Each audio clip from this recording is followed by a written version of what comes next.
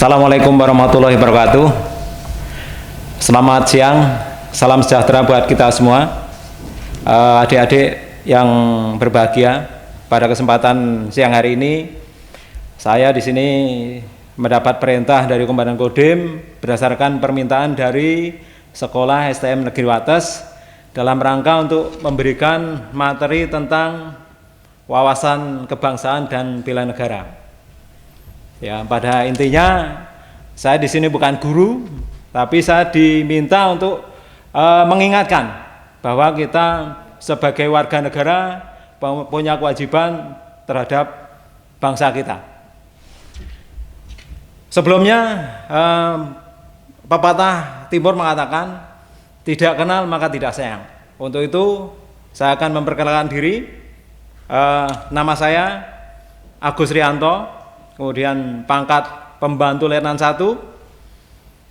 Kemudian saya dinas di Kulon Progo mulai 2004. Ya, itu perkenalan singkat.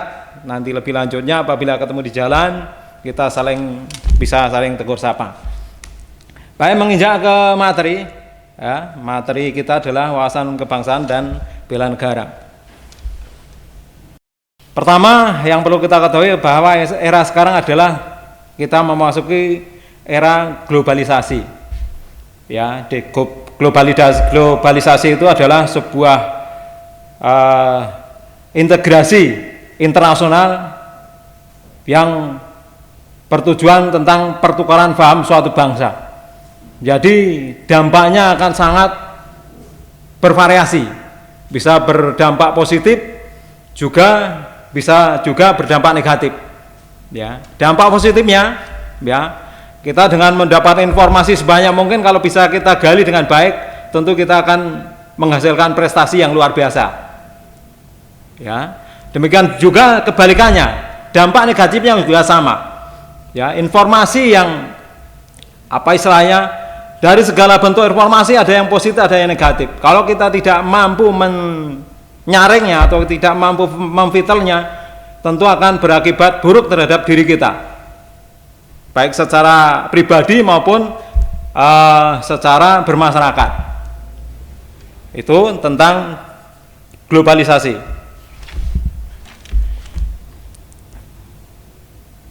Ya, di sini implikasi globalisasi adalah hilangnya jarak waktu, ya, serta wilayah teritorial. Bisa saling berinteraksi dengan bebas, ya, tanpa dibatasi dengan yang saya sampaikan tadi, jarak, waktu, dan wilayah teritorial. Kita saling berkomunikasi, bisa saling bertatap muka. Sekarang teknologi bisa memanjakan kita, ya, dengan Zoom, dengan video call dan sebagainya, ya, sehingga mempermudah kita untuk bersosialisasi ataupun mencari informasi tentang berbagai hal. Ya, dengan adanya internet ini memang sangat membantu kita dalam berbagai hal. Kemudian yang berikutnya, ya, kita sekarang masuk ke pengenalan terhadap Indonesia. Seperti saya sampaikan tadi, orang atau sesuatu itu kita analogikan sebagai orang yang mau berpacaran. Lebih gampangnya begitu, karena ini adanya adalah adik-adik, makanya kita analogikan seperti itu. Jadi istilahnya, kalau kita tak kenal maka tak sayang, kalau tak sayang maka tak cinta. Untuk orang mau berkorban sesuatu hal, tentu harus memiliki rasa cinta dulu. Ya, memiliki rasa cinta, baru orang itu biasa mau berkorban. Demikian juga dengan wilayah Indonesia atau dengan negara kita. Kalau kita nggak kenal Indonesia, maka kecintaan kita terhadap tanah air itu tentunya akan kurang. Kita masuk sekarang pengenalan terhadap Indonesia itu seperti apa. Ya, Indonesia seperti dilihat di screen, ya, bahwa memiliki garis pantai terpanjang kedua di dunia. Ya, data ini, ya, ada kira-kira 81.000 kilometer. Itu data tahun 1990-an. Sementara data yang sekarang, ya, data yang sekarang yang biasa digunakan, garis pantai kita adalah 99.000 km. Ya, 99.000 km. Tapi yang sering dipakai di level-level apa istilahnya pertemuan internasional itu tercatat 95,181.000 km. Nah, ini yang benar yang mana? Yang benar yang mana? Karena kita Indonesia ini masalah data memang agak kurang tertata dengan baik, ya, baik data kependudukan maupun data-data yang lain. Termasuk data masalah panjang pantai ini, ya. Kita memiliki panjang garis pantai yang terpanjang kedua di dunia, luar biasa, ya. Luas, ya, luas segitu luasnya garis pantai itu, ya. Tapi kenapa kalau kita berpikir sekarang secara rasional, ya, ini hanya sekedar apa istilahnya mengajak kita berpikir, kenapa dengan luas pantai atau panjang garis pantai terpanjang kedua di dunia itu kita masih ekspor garam, ya. Kita mengajak adik-adik untuk berpikir, ya, bagaimana caranya saat adik-adik nanti punya kesempatan menjadi pemimpin atau menjadi apa istilahnya berkecimpung di pemerintahan bisa menjadikan Indonesia itu bukan pengimpor lagi, tapi pengekspor garam, ya, dengan potensi wilayah yang luar biasa, ya. Kemudian kita memiliki cakupan panjang luas wilayah juga, ya, hampir sama dengan negara-negara yang ada di benua Eropa, ya, sekitar 5.119 km. Ya, luar biasa sekali apa yang ada di Indonesia itu luar biasa, ya. Kalau kita bisa manage dengan baik, tentu kita akan menjadi negara yang sangat potensial. Ya, berikutnya, ya, ini kita lihat di sini negara Indonesia adalah negara kepulauan terbesar di dunia. Ya, ada 17.000 pulau yang kita miliki. Ya. 17.000 pulau, sangat luar biasa, ya, dari pulau yang besar sampai pulau-pulau yang kecil, ya. Pulau itu kalau didefinisikan adalah suatu objek, ya, nanti itu pengetahuan saja, ya, suatu objek yang tidak terpengaruh terhadap pasang surut air laut, ya. Jadi pulau itu adalah suatu objek yang tidak terpengaruh terhadap pasang surut air laut. Jadi mau pasang mau surut, apa itu daratan itu tetap kelihatan, ya, itu namanya pulau.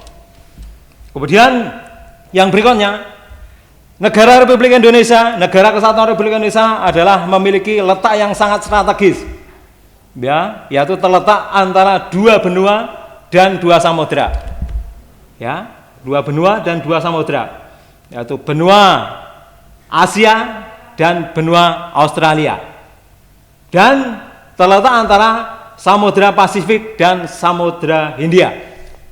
Kenapa disebut memiliki letak yang sangat strategis? Ya, karena merupakan perlintasan, ya, atau persilangan transportasi baik laut maupun udara, ya, baik laut maupun udara. Jadi kita memiliki apa istilahnya peran yang penting di dalam pelaksanaan transportasi yang menuju ke berbagai wilayah di dunia, ya, itu mempunyai implementasi yang positif buat kita, ya, implementasi yang positif buat kita, baik dari segi ekonomi, kemudian baik segi sosial budaya, ya. Tetapi kalau kita tidak mampu untuk memanfaatkan peluang tersebut, justru akan dampak negatif yang kita dapatkan. Seperti saya contohkan sekarang dari segi sosial budaya saja, ya.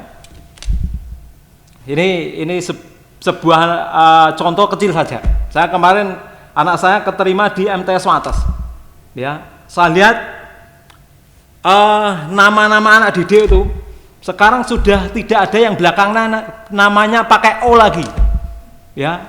Nama itu sebuah hasil dari budaya nenek moyang kita. Ya, saya contohkan di sini Pak Widodo itu mesti orang Jawa, itu tidak mungkin Pak Widodo orang Amerika, ya kan? Pak Widodo contohnya, itu budaya kita. Tapi sekarang justru kita, ya, kita termasuk saya ini termasuk juga sama, ya, itu mulai kehilangan jati diri kita. Ya sudah hilang budaya kita, nama saja, belum yang lain-lain. Sekarang udah namanya orang Arab sama orang Barat, ya. Jadi sekarang membedakan orang Indonesia itu sulit. Nah, itu sekedar contoh kecil tentang pengaruh negatif yang kita dapatkan dari apa istilahnya letak yang strategis wilayah Indonesia tersebut. Belum budaya-budaya yang lain. Tari itu mungkin sudah nggak ada lagi. Orang mempelajari tari sudah merupakan hal-hal yang sangat apa istilahnya kuno. Ya, anak-anak sekarang sudah jarang belajar kesenian-kesenian. Ya, lebih senangnya yaitu tadi anak-anak seperti adik-adik semuanya mesti di depan laptop, kalau enggak di depan HP, ya main senam jari. Ya, nggak tahu apa yang dimainkan, pasti kebanyakan main game. Ya, termasuk anak saya juga sama sebenarnya. Cuma kalau kita harus selalu ingatkan sebagai orang tua.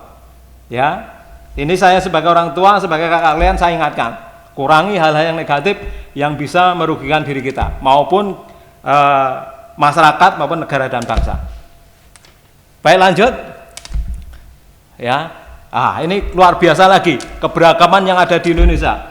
Ya, kita memiliki 1.128 suku bangsa, ya, dan 731 bahasa daerah. Ya, sangat beragam sekali. Ya, sangat beragam sekali. Tetapi itu tadi kalau saya sampaikan, kalau kita tidak bisa memanage dengan baik, ini juga merupakan sumber dari perpecahan atau hancurnya negara Indonesia. Ya, karena gampang sekali kalau kita mau mengadu domba antar suku saja, ya, tentu akan sangat mudah sekali dengan beragamnya suku bangsa yang ada di Indonesia. Pernah terjadi di Indonesia, ya, terjadi perang antar suku maupun perang antar agama. Ya, beberapa tahun yang lalu sekitar 1990-an sekian, ya, itu pernah terjadi perang etnis di Kalimantan, ya, antara suku Dayak dengan suku Madura. Ya, itu menelan ratusan atau ribuan korban bahkan. Ya. Kemudian pernah terjadi juga perang antar agama di Ambon. Ya, itu pernah terjadi di Indonesia. Makanya kalau kita tidak mampu mengelola keberagaman yang kita punya, tentu akan membuat negara kita rapuh.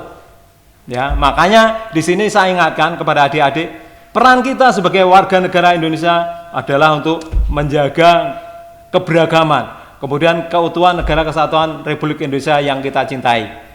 Ya. Kemudian kita juga memiliki SDM yang sangat luar biasa.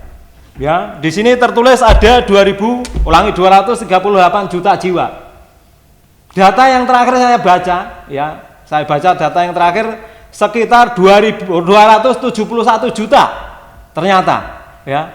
Bukan, ini mungkin data tahun 2015-an, ya, 238 juta jiwa, ya. Data yang terakhir, ya, sampaikan tadi sekitar 271 juta jiwa. Kita memiliki penduduk terbanyak keempat di dunia, ya, Cina, kemudian India, Amerika, Indonesia yang keempat, ya. Ini yang namanya bonus demografi. Ya, bonus demografi. Termasuk adik-adik nanti tentunya akan memiliki peluang yang sangat luar biasa kalau adik-adik mampu apa istilahnya mencari ilmu atau menuntut ilmu, ya, sehingga bisa berperan aktif dalam kemajuan pembangunan nasional. Ya, tentunya, ya, harus rajin, ya, jangan malas. Ya, kalau malas tentunya efek negatif yang kita dapatkan. Ya, berikutnya, ya, ini saya sampaikan tadi, ya, luas wilayah Indonesia, ya, hampir sama dengan luas negara-negara yang ada di benua Eropa, sangat luar biasa. Ya, kalau di kampung dulu, ya, orang yang punya tanah luas itu biasanya orang yang paling kaya, ya, orang yang tanahnya luas itu biasanya orang paling kaya, atau sebutannya adalah tuan tanah, ya. Tuan tanah, ya, bukan tuan takor, nanti jangan salah, nanti bilangnya tuan takor. Yang benar adalah tuan tanah. Dengan tanah yang sangat luas tentu kita punya banyak kesempatan untuk berbagai hal. Ya, baik dari segi pertanian, dari segi peternakan, baik dari segi tambang mineralnya dan sebagainya. Ya, makanya di Indonesia ini adik-adik mau nyari apa saja ada. Ya, minyak bumi ada, emas ada, nikel ada, timah ada. Ya. Mau nyari apa lagi? Ya. Mau nyari intan ada. Ya. Batu bara banyak. Di Kalimantan itu banyak sekali batu bara. Kita lihat anak-anak lulusan STM sini ya. Ya, banyak sekali yang kerja di tambang batu bara sana.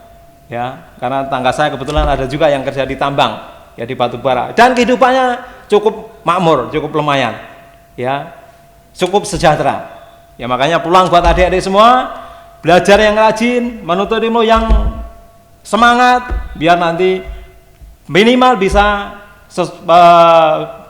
menyesuaikan dengan senior-seniornya. Ya, karena tentu sekolah juga akan memfasilitasi untuk peluang kerja tersebut.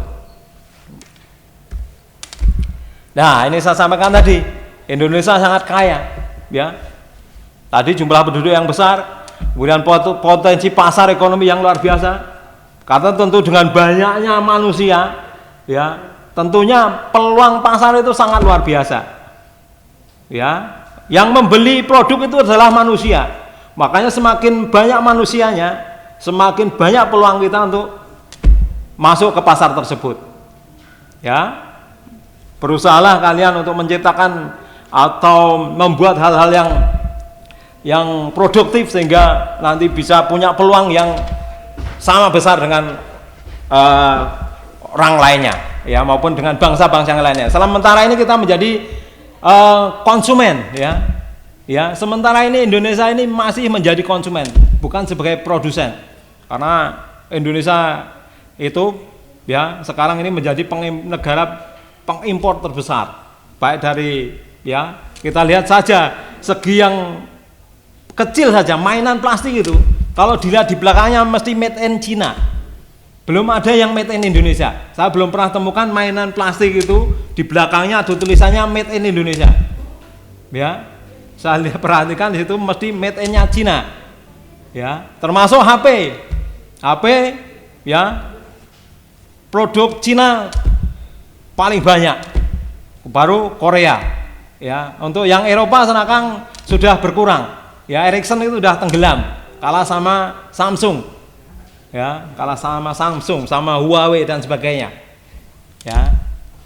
Untuk itu saya mengajak buat adik-adik semuanya, ya, mari berpartisipasi terhadap pembangunan Indonesia ini sehingga kita mampu berperan aktif, ya, untuk memajukan perekonomian Indonesia. Tenaga kerja juga saya sampaikan, dengan SDM yang banyak tentu kita melimpah tenaga kerja. Ya, melimpah tenaga kerja. Saya hanya sementara ini pekerjaannya yang belum ada. Ya, sehingga kita masih berjuang untuk negara kita atau pemerintah kita sedang berjuang untuk meningkatkan peluang kerja. Sehingga nanti pada saatnya Indonesia maju nanti sudah tidak harus menjadi TKI lagi. Cukup bekerja di negara sendiri. Ya. Yang berikutnya, ya, sumber alam hayati. Kita mempunyai, saya sampaikan tadi, luas laut kita sangat luar biasa. 71% dari luas daratan. Ya. Kalau kita mau nangkap ikan, ya, mau nyari ikan, enggak usah ke laut, ya. Enggak usah ke laut, sudah di sekitar kita ada banyak ikan. Apalagi sampai harus ke laut lepas sana. Ya, sangat luar biasa potensi kita. Cuma sampai saat ini belum tergali dengan baik. Ya, kapal-kapal kita itu masih jauh dari kapal-kapal yang dimiliki oleh negara maju. Ya, kita baru memiliki kapal-kapal yang kecil. Ya, belum mampu. Kalau kita sering lihat di YouTube, kalau kita lihat YouTube yang sifatnya untuk kemajuan, kita lihat kapal itu di situ udah kapal penangkap ikannya, termasuk di situ juga terjadi pengolahan ikannya juga ada di dalam kapal tersebut. Sehingga begitu turun dari kapal sudah masuk, ikan itu sudah dalam bentuk kemasan. Ya, tidak seperti di Indonesia sekarang ini. Begitu turun dari kapal masih bentuknya utuh. Ya, cuma bedanya agak kaku karena udah kena es. Ya, tapi kalau yang di kapal-kapal milik orang yang ada di punya negara-negara maju itu begitu keluar dari kapal sudah dalam bentuk kemasan. ya, kayak sarden kayak itu dan semacamnya. Ya, itu kalau kita menggali dari yang saya sampaikan tadi, ilmu pengetahuan bisa kita lihat segala sesuatunya ada di internet. Ya. Kemudian yang berikutnya sumber daya alam kita, geografinya, kayu, ya, sangat luar biasa. Kita mau nyari kayu apa aja ada. Ya. Kayu yang paling apa istilahnya per kilo sampai jutaan ada. Yang garu itu yang kayu wangi itu adanya di Indonesia. Garu. Ya.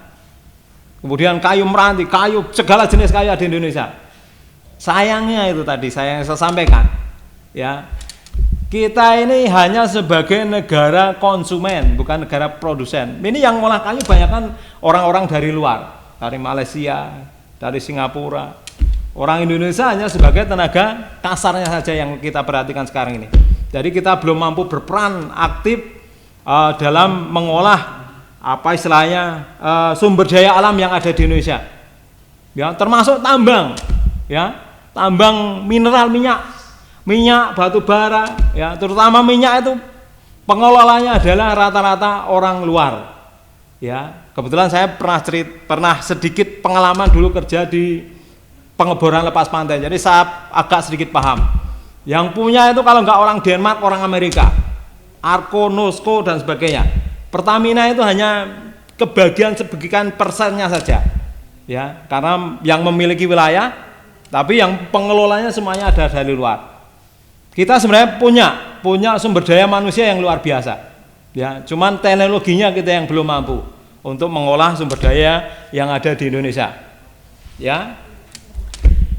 Kemudian hasil bumi, ya, kita juga memiliki, saya sampaikan tadi, tanah kita luas, ya, tanah kita luas, hasil kebun kita luar biasa, hasil panen padi kita melimpah. Tapi sampai saat ini kita kalau lihat di TV, ya, kita lihat di berita, ya, kenapa selalu setiap kali kita panen padi, ya, itu selalu negara kita selalu mengandalkan impor berat dari luar. Ini yang kita kadang-kadang apa istilahnya harus berpikir ekstra. Bagaimana caranya, ya, hasil panen padi itu, ya, bisa kita kelola untuk kebutuhan nasional. Pada era dahulu kala kita pernah swasembada beras, ya, kita pernah apa istilahnya mencapai puncak-puncak kejayanya produsen padi kita. Ya, tidak perlu impor lagi, ya. Tapi sekarang ini memang apa istilah sektor pertanian agak kurang dilirik oleh masyarakat. Sekarang kita lihat saja di lingkungan kita, ya, anak muda jarang yang terjun ke sawah. Rata-rata yang pergi sawah itu mesti yang sudah tua-tua, ya, yang sudah tua-tua, yang sudah rambutnya ubanan, ya. Dan pertanian kita masih menggunakan pertanian tradisional, ya. Makanya sampai sekarang produksi padi kita masih kurang maksimal. Padahal dengan luas wilayah yang sedemikian luasnya harusnya kita sudah bisa swasembada beras kembali. Ya. Itu perlu pemikiran kita semuanya, termasuk adik-adik, bagaimana nanti saat kesempatan adik-adik menjadi pejabat atau menjadi pemimpin atau menjadi pengusaha bisa mewujudkan apa yang kita cita-citakan. Yang berikutnya,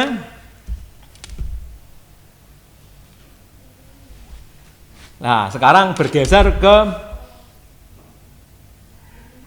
resiko, ya, resiko dengan memiliki sumber daya alam yang melimpah, ya, karena nanti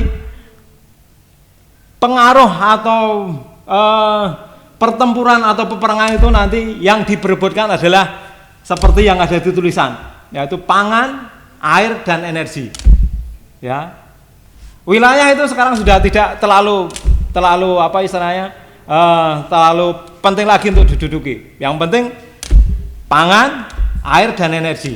Kalau kita mampu menguasai itu, ya, negara kita tentu akan makmur. Makanya sekarang Indonesia itu menjadi lirikan berbagai macam negara maju di seluruh dunia, ya.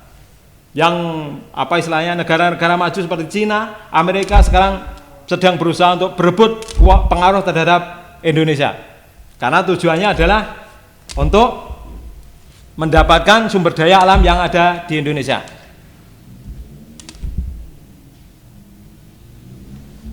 Ya, ini saya sampaikan. Di masa yang akan datang, di mana energi fosil digantikan oleh bioenergi. Ya, makanya tempat konflik nanti akan mengarah ke daerah-daerah yang menghasilkan sumber daya bioenergi tersebut. Salah satunya adalah di Indonesia. Nah, ini ya. Makanya ya, kita harus selalu waspada, selalu berhati-hati, ya, selalu mawas diri. Ya, jangan mudah terpengaruh ya dengan globalisasi. Kita harus punya filter. Ya, kita harus punya benteng untuk mengcover atau menolak pengaruh-pengaruh buruk dari era globalisasi ini.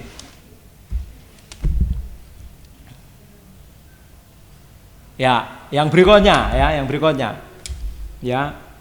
Situasi keamanan Indonesia ini ya sekarang ini ya, kalau secara apa istilahnya umum ya kelihatan baik-baik saja, padahal ya kalau kita lihat pengaruh-pengaruh negara-negara lain yang Indonesia ini sangat mengkhawatirkan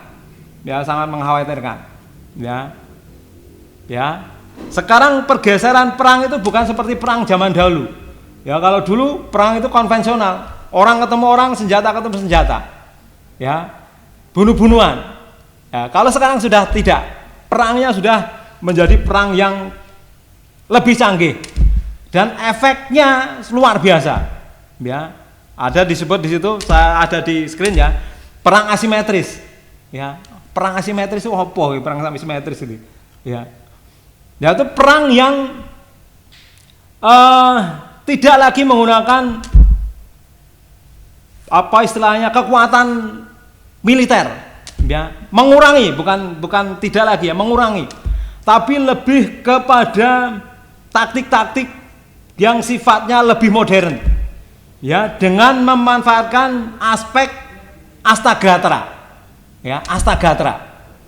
Apa itu astagatra? Jangan lupa nanti adik-adik semua belum pernah belajar astagatra. Ya, astagatra itu adalah perpaduan dari trigatra dan pancagatra. Ya, yang trigatra itu adalah geografi, kemudian demografi dan sumber daya alam. Ya, itu trigatra. Ya. Geografi itu apa? Ya, alam. Ya, atau wilayah. Kemudian demografi itu adalah masyarakat atau manusianya. Ya, sumber daya alam tadi air, energi, pangan. Nah, itu yang termasuk sumber daya alam. Kemudian pancagatra, ya. Pancagatra itu Ipolek Sosbud Hankam, ya. Ideologi politik, sosial, budaya, pertahanan dan keamanan. Itu akan sasaran dari perang asimetris adalah ke situ, ke astagatra itu. Dan dampaknya sangat luar biasa. Ya, dampak perang dari asimetris itu lebih bahaya dari perang konvensional. Ya, karena akan berpengaruh sangat luas ke sendi-sendi kehidupan masyarakat. Ya. Kemudian yang berikutnya adalah perang hibrid atau perang perpaduan atau gabungan antara perang asimetris atau perang yang tanpa menggunakan alat perang digabung dengan alat perang yang menggunakan alat perang. Ya, tujuannya adalah untuk menguasai wilayah secara utuh. Ya. Ya. Kemudian perang hibrid ini juga sama. Itu pada umumnya lebih banyak perang itu terjadi di wilayah informasi. Ya, informasi. Contoh paling update yaitu pada perang Teluk, ya, perang Teluk. Itu Amerika menghembuskan isu, ya, menginformasikan bahwa Irak memiliki senjata pemusnah massal. Sampai perang berakhir, ya, senjata pemusnah massal tidak pernah ditemukan. Ya, sampai Iraknya sudah hancur, presidennya sudah digantung. Ya. Senjata pemusnah massal yang dihembuskan oleh negara NATO ya atau pertahanan Atlantik Utara, yaitu sekutu antara Amerika, Inggris, Prancis dan sebagainya itu ya, senjata pemusnah massal tidak pernah dikembangkan. Dan akhirnya kita tahu sendiri sampai sekarang Irak itu tidak pernah ada ketentraman di sana. Ya, selalu ada konflik, selalu ada teror. Ya. Untuk itu kita harus selalu waspada, ya. Karena kita sekarang juga sudah mulai perang informasi sudah mulai, ya. Kadang-kadang aktornya atau pelakunya itu tidak harus dari luar, ya, tidak harus dari luar. Dari luar itu biasanya yang mengeluarkan duit saja, ya, duit kasih orang Indonesia yang mempunyai mental pengkhianat, ya. Akhirnya pernah terjadi keributan di Indonesia, sama itu seperti itu kejadiannya, ya, perang-perang, tapi yang penggunaan kekuatan militernya masih belum kesampaian, jadi baru informasi saja sehingga terjadi apa istilahnya kekacauan di Indonesia, ya. Kemudian yang perang proksi, ya, perang proksi adalah perang yang memanfaatkan pihak ketiga, ya. Contohnya yang paling simpel juga pernah terjadi di Suriah dengan menggunakan organisasi ISIS. Itu aktornya juga sama, aktornya adalah negara-negara maju, ya, pengen menggulingkan suatu pemerintahan, akhirnya memanfaatkan pihak ketiga. Terjadi juga pernah perang antara Rusia dengan Amerika, juga sama memanfaatkan pihak ketiga, ya. Al-Qaeda itu yang dimanfaatkan oleh negara maju, dan rata-rata yang dimanfaatkan itu akan berbalik menyerang ke negara pencetusnya atau yang negara pendananya, ya. Nggak tahu itu apakah ada perbedaan prinsip atau bagaimana, akhirnya kembali menyerang ke negara yang memberikan pendanaan, ya. Karena pernah terjadi kejadian yang World Trade Center di Amerika yang dulu dibom oleh Al-Qaeda sehingga mengakibatkan korban jiwa yang sangat luar biasa, ya.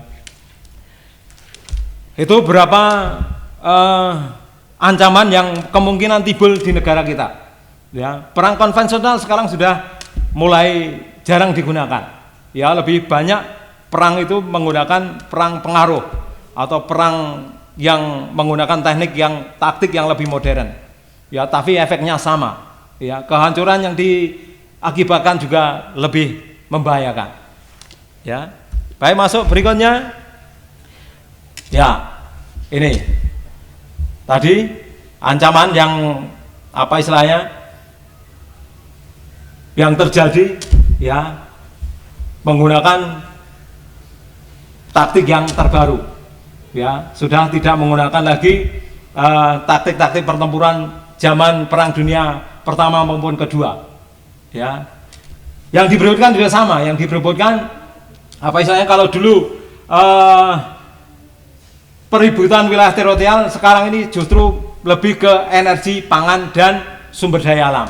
Penguasaan itu kalau negara itu sudah menguasai itu, ya, tidak harus menguasai wilayah teritorialnya, ya, cukup yang saya sampaikan tadi, air, pangan, kemudian sumber daya energi, sudah bisa membuat negara penguasa tersebut makmur, ya.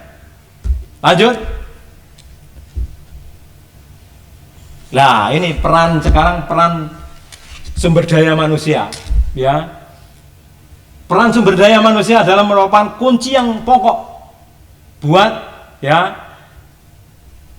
membuat Indonesia ini memiliki kekuatan, memiliki kemampuan untuk menjadi negara yang sejajar dengan negara-negara maju, ya. Ini adalah peran utama dari sektor pendidikan, ya, karena yang membentuk atau yang mendidik atau yang memberikan ilmu pengetahuan adalah dari sektor pendidikan, ya. Makanya untuk adik-adik, semangatlah kalian belajar, semangatlah kalian menuntut ilmu, ya, sehingga nanti peran kalian sangat ditunggu oleh negara yang kita cintai ini, ya. Sekarang itu tadi tentang sedikit wawasan kebangsaan ya. Saya sampaikan tadi, kalau kita tidak kenal, maka kita tidak sayang. Kalau kita sayang, maka kita tidak cinta. Dan kalau kita tidak cinta, jangankan suruh berkorban, ya. Jangankan kita suruh berkorban, ya. Suruh berbuat sesuatu aja kita tentu akan berat. Tapi kalau sudah tumbuh rasa cinta, kalau sudah tumbuh rasa cinta di dalam diri kita terhadap negara ini, jangankan harta, nyawa pun akan kita pertaruhkan, ya, demi kemajuan, demi keutuhan negara yang kita cintai, ya, negara yang kita cintai, sangat kaya, sangat beragam, ya, penduduknya sangat beraneka ragam. Makanya kita harus selalu menjaganya, selalu mempertahankan keutuhannya, ya, sehingga kedepannya negara kita justru akan semakin maju, jangan semakin terpuruk. Jangan nanti seperti negara ada di Afrika, ya, Zimbabwe salah satu contoh yang negaranya sekarang mata uangnya sudah menggunakan mata uang Cina, Yuan, yaitu contoh nyata yang ada sekarang ini, karena tidak mampu membayar utangnya, sehingga kesepakatannya adalah negara Zimbabwe tersebut menggunakan mata uang Cina sebagai mata uang pertukaran barang maupun jasa untuk pembayarannya, ya. Indonesia jangan sampai ke sana, ya. Kita memiliki sumber daya alam, sumber daya manusia yang sangat luar biasa. Tinggal bagaimana kita, ya, kita mengolahnya, kita memanajenya, ya, sehingga Indonesia ke depan tentu harus lebih kuat, harus lebih maju, harus lebih terhormat lagi. Ya, kita bisa berperan aktif di dalam pembangunan bangsa Indonesia maupun pembangunan dunia. Ya, kemudian kita masuk ke sesi berikutnya, yaitu bela negara. Ya, bela negara, yaitu bela negara itu adalah peran aktif seluruh masyarakat. Bukan hanya tentara saja, bukan hanya polisi saja, tapi seluruh lapisan masyarakat, baik pelajar, guru, kemudian petani, kemudian ustadz dan sebagainya. Intinya seluruh lapisan masyarakat adalah mempunyai peran yang sama dalam upaya bela negara. Ya. Bela negara atau adalah merupakan usaha, ya, untuk mempertahankan keutuhan wilayah, kemudian kedaulatan, kemudian keselamatan, ya, dari suatu negara. Terutama yang kita pelajari adalah negara Indonesia yang kita cintai, ya. Makanya kita harus sekuat tenaga, ya, untuk berperan aktif dalam mempertahankan keutuhan negara yang kita cintai. Ya, kita tahu, ya, seperti saya sampaikan tadi di awal, bahwa kita pernah beberapa kali mengalami konflik horizontal. Kita pernah mengalami beberapa kali konflik horizontal. Yang saya sampaikan di awal tadi, konflik suku, konflik agama pernah kita alami. Termasuk di dalamnya konflik antar kelompok juga banyak sekali terjadi di Indonesia. Ya. Di Jakarta itu setiap saat atau kalau kita lihat di berita, ya, konflik antar kelompok masyarakat, konflik antar pelajar. Untungnya sekarang sekolah itu daring, ya. Kalau sempat tidak daring itu berapa kali mesti terjadi perkelahian antar pelajar, ya. Itu sesuatu yang tidak perlu adik-adik tiru. Ya, tentunya itu akan merugikan semua pihak, baik dari pihak sekolah, pihak keluarga maupun dari adik-adik sendiri. Ya, kalau terjadi sesuatu nanti yang rugi siapa? Tentunya, ya, akan merugikan diri kita sendiri. Ya. Kemudian kapan bela negara dilaksanakan? Ya, setiap saat, setiap waktu. Ya, karena ancaman itu yang saya sampaikan tadi, ancaman itu juga tidak pernah berhenti. Ancaman itu terjadi setiap saat, setiap waktu. Ancaman itu selalu ada di seputaran kita. Ya, di Indonesia itu setiap saat ada ancaman. Ya. Baik dari laut, darat maupun udara. Ya. Jangan dikira kalau kita sekarang ini aman-aman saja seperti saya sampaikan di awal tadi. Ya, kita tuh selalu dipantau dari apa istilahnya seluruh negara terutama negara-negara maju yang ada di dunia ini. Karena seperti saya sampaikan tadi, kita memiliki sumber daya alam, sumber daya mineral yang luar biasa. Ya, tentunya mereka memiliki kepentingan nasional terhadap negara kita. Ya. Yang berikutnya, ya, sesuai dengan pembukaan Undang-Undang Dasar 1945 yang melindungi segenap bangsa dan seluruh tumpah darah Indonesia, ya, yang melindungi segenap bangsa Indonesia dan seluruh tumpah darah Indonesia. Itu di alinea keempat, ya, itu adalah termasuk di dalamnya landasan dari bela negara, ya, melindungi segenap bangsa Indonesia dan seluruh tumpah darah Indonesia. Yang melakukan siapa? Ya, ya kita semua, Memang komponen utamanya adalah TNI Polri, ya, komponen utama adalah TNI Polri. Tapi di situ ada komponen-komponen cadangan. Di dalamnya ada pekerja informal, non formal dan sebagainya. Termasuk pelajar juga sama, memiliki peran yang sama untuk bela negara dengan peran dan fungsi masing-masing. Ya, dengan peran dan fungsi masing-masing. Tidak harus perang bela negara, tidak harus perang, tidak harus bertempur. Ya, cukup dipasrahkan kepada komponen utama sudah beres.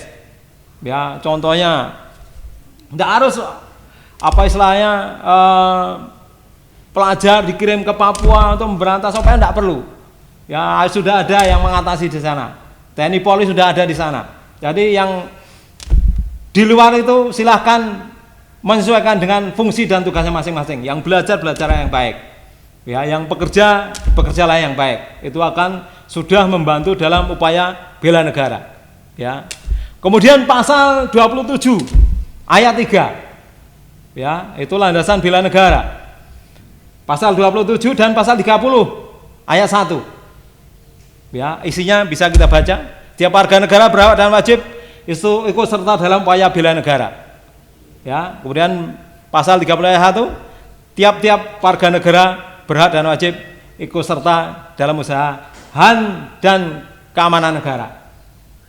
Ini yang sudah di amandemen ya. Kalau dulu yang belum di amandemen hanya di pasal 30 ayat 1, 2, 3. Ya, ini sudah Undang-Undang Dasar 1945 yang di amandemen yang kesekian kali. Isinya adalah hampir sama. Ya, itu landasan kita dalam kegiatan bela negara.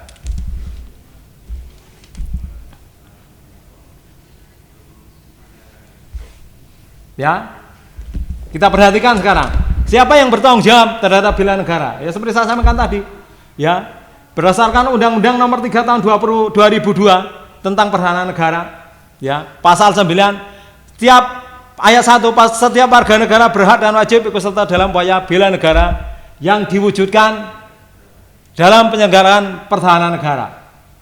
Ya, itu berdasarkan undang-undang yang berhak atau siapa yang bertanggung jawab untuk bela negara adalah setiap warga negara.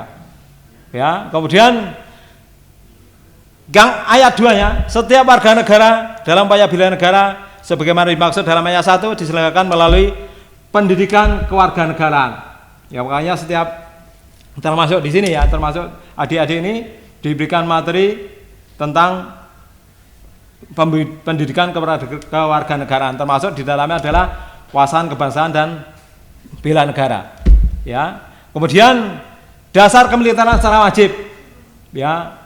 Dasar militeran secara wajib ini tidak diselenggarakan di Indonesia. Ya. Karena sekarang ini masih banyak masyarakat yang secara sukarela ya untuk menjadi prajurit atau menjadi tentara. Ya. Kalau di negara-negara maju kayak Amerika, Korea itu sudah sifatnya wajib militer. Jadi setiap masyarakatnya yang sudah dewasa atau sudah lebih 17 tahun wajib ikut pendidikan militer. Ya, kita lihat ya efeknya. Ya, nasionalisme yang tumbuh di Amerika dan Korea luar biasa. Ya, karena memang dididik untuk menumbuhkan rasa cintanya terhadap bangsanya. Kalau kita lihat di film-film Amerika, setiap dinyanyikan lagu kebangsaan Amerika pasti mereka berdiri tegak sambil tangannya disilangkan di dada kiri karena saking bangganya terhadap negaranya. Di Indonesia belum, ya, di Indonesia belum. Sudah dicanangkan di Yogyakarta, ya, dinyanyikan di apa istilahnya, putarkan lagu Indonesia Raya, cuma masyarakatnya masih bingung, arep ngopo, ya. Masih slow, ya. Padahal kalau di undang-undangnya setiap mendengarkan atau mendengarkan lagu kebangsaan Indonesia Raya wajib berdiri sikap sempurna. Itu bunyinya undang-undangnya begitu. Tapi implementasinya masih belum, ya, karena kesadarannya terhadap atau pengetahuan atau wawasannya terhadap perlakuan lagu Indonesia Raya masih belum tersosialisasi sampai ke bawah kemungkinan. Sehingga begitu dinyanyikan lagu Indonesia Raya ya masih lalu lalang. Ya. Contoh paling simpel, kalau ini karena upacara di Kodim itu sudah karena pandemi ini sementara ditiadakan. Ya, kalau di Kodim itu mesti dipaksa untuk berhenti. Kalau setiap ada pengibaran bendera sang merah putih, di situ diperdengarkan Indonesia Raya, lalu lintas yang ada di depan Kodim itu mesti di stop. Tujuannya apa? Ya itu tadi salah satunya, dipaksa untuk menghormati bendera atau lagu kebangsaan yang sedang kita kibarkan. Ya, kalau memang sesuatu itu kadang-kadang perlu agak sedikit pemaksaan. Termasuk disiplin juga begitu. Disiplin itu kalau kesadaran itu akan sulit. Tentu setengahnya mesti agak dipaksa. Ya, contoh paling simpel aja. Adik-adik ini saya yakin yang bangun jam 4.30 untuk salat subuh mesti sekian persen saja. Ya, rata-rata mesti bangunnya jam setengah 6, jam 6. Yang jam sebelum subuh bangun saya yakin sangat sedikit. Ya, makanya kadang-kadang orang tua itu harus cerewet. Ya, harus cerewet. Termasuk saya, kalau anak saya belum bangun sekali 2 kali tak pukul. Ya, tujuannya baik. Tapi mukulnya bukan mukul untuk menyiksa, bukan. Yang saya pukul ya, bukan mukul pakai ini, bukan, tapi ditepuk. Ya, tepuk sini, lengannya, kadang kakinya, kadang hidungnya saya cubit. Ya, itu karena untuk membiasakan biar suatu saat nanti apa istilahnya sudah hidup mandiri, ya, dengan kebiasaan tersebut begitu sudah waktunya sholat subuh mereka bangun dengan sendirinya. Ya, baik ya, ini baru sekian persen materi yang saya sampaikan, ya, tapi sudah tentang wawasan kebangsaan juga sudah kita sampaikan. Kemudian bela negara sedikit kita singgung, ya. Mudah-mudahan apa yang saya sampaikan ini bisa memberikan sedikit gambaran atau memberikan sedikit wawasan kepada adik-adik kita, sehingga nantinya suatu saat, ya, atau saat ini, ya, adik-adik bisa memberikan peran yang menuju ke arah positif, memberikan peran yang sesuai yang saya sampaikan tadi. Pelajar harus berperan dalam usaha-usaha untuk pembelaan negara, juga harus mengerti tentang wawasan kebangsaan, sehingga akan tumbuh rasa cinta terhadap tanah air, ya, sehingga dengan rasa cinta tersebut mempunyai implementasi bahwa kita rela berkorban demi kemajuan bangsa dan negara. Terakhir, ya, jangan pernah kita tanyakan apa yang bisa negara diberikan kepada kita. Mari kita tanyakan apa yang kita bisa berikan kepada negara untuk kemajuan dan kemakmuran bangsa Indonesia. Sekian, saya akhiri. Wassalamualaikum warahmatullahi wabarakatuh.